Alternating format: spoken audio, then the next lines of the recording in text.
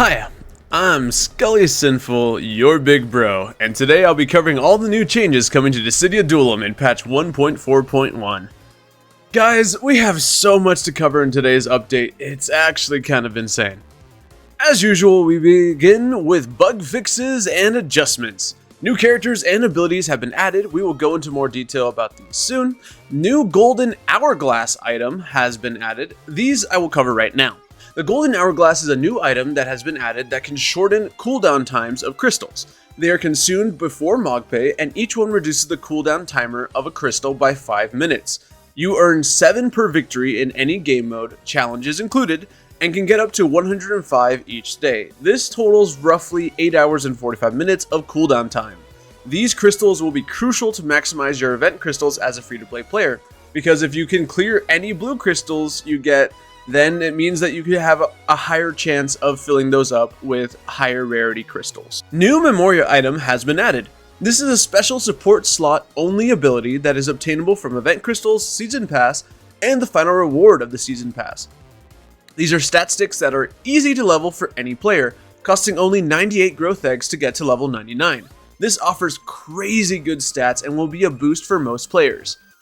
For example, at level 99, this Memoria offers 204 attack, 68 defense, and 3,104 HP, which outclasses S super rares with a similar stat spread. URs will still be better at higher levels, but this is a boon for basically all players. Invite a friend event has been added. Invite some new people to try out the game to get up to 9,999 Mogpay. If you are watching my videos, then I will have my links in the description below. So feel free to use it to get a head start. Ultima rank has been added and will be accessible when the new rank season begins. Boost Pass has been updated to also triple growth eggs from battles, making it now worth it if you are hunting for growth eggs, which if you are climbing in ranked, you probably are. Challenges and rewards have been updated for all characters. This includes 3 Ultima level challenges that will reward you with the character's ultra rare abilities and 10 job medals. I will warn you though, these challenges are no joke. They are very tough. Additional daily missions have been added, which means more rewards across the board.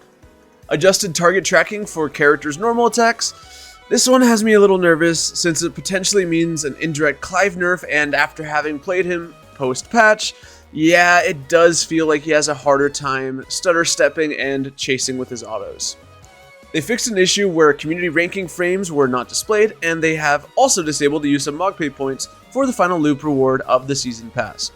Finally, they fixed an issue where cone attacks would hit players that were behind the cone hitbox.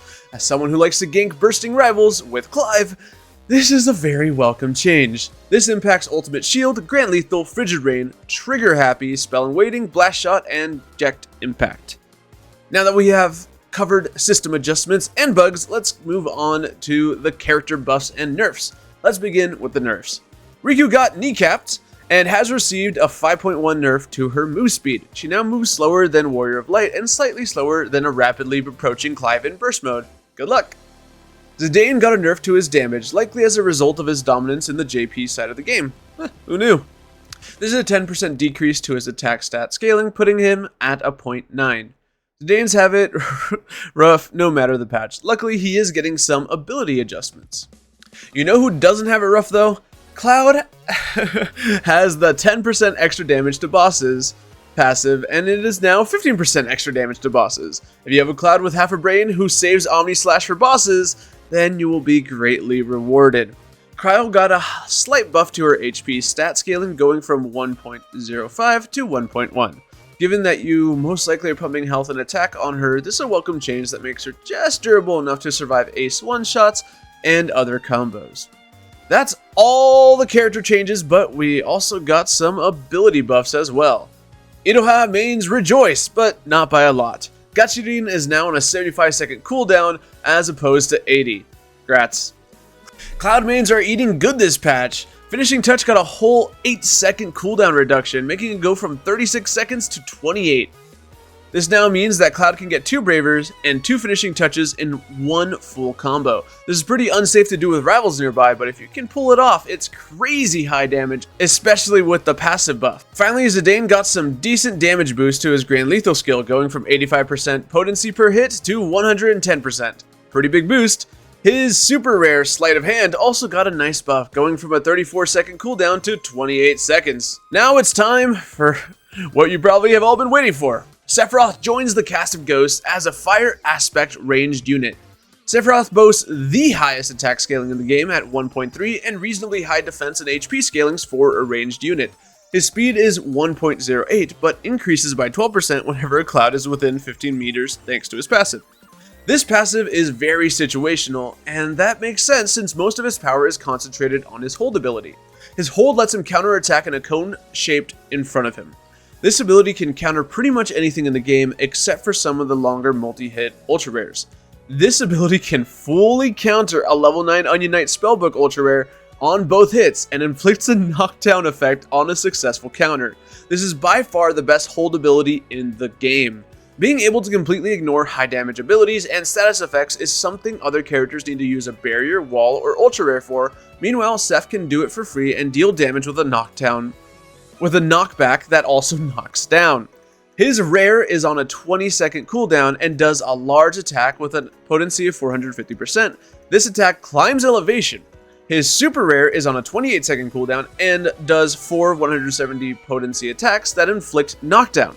Oh yeah, this one also climbs elevation. If you watch my Season 2 ranking video for all the characters, then you know how much I value the ability to climb elevation. And while Seph can't do it as often as Rinoa and Kain, he can still do it, which is crazy powerful. His first ultra rare, Octaslash, is on a 44-second cooldown and does 8 120 potency hits that does a knockdown effect. This is an excellent dueling tool and a great way to confirm kills after using one of his warp skills. His second ultra rare is Supernova, which has a 110-second cooldown and cannot be used within the first 60 seconds of the match. This is a map-wide 620% potency skill that hits all rivals and bosses even through things like wall, barrier, and Eris PP. It also stuns them for 5 seconds. This skill is bonkers, and it forces enemies to use an ultra rare or be stunned and potentially ganked on by nearby rivals. Barrier and Aerith and Wall will still reduce the damage, but it will not prevent the stun. It's basically Cloud or Prompto's stuns, and it can't be shielded, and it hits everyone who doesn't use an iframe. Sephiroth is looking to be incredibly powerful and an absolute menace, especially in the right hands. Finally, we have the 2 generic ultra rares that are part of Sephiroth's banner. Tifa has Fallen Crane, which on a 34-second cooldown releases a far-reaching attack in front of her that does 3 240% potency hits and launches enemies into the air. Think of it as a general UR version of Warrior of Light's Shining Wave. This ability has good stats with high HP and high attack. Eris' ability is Planet's Protection, or PP for short, or Eris PP.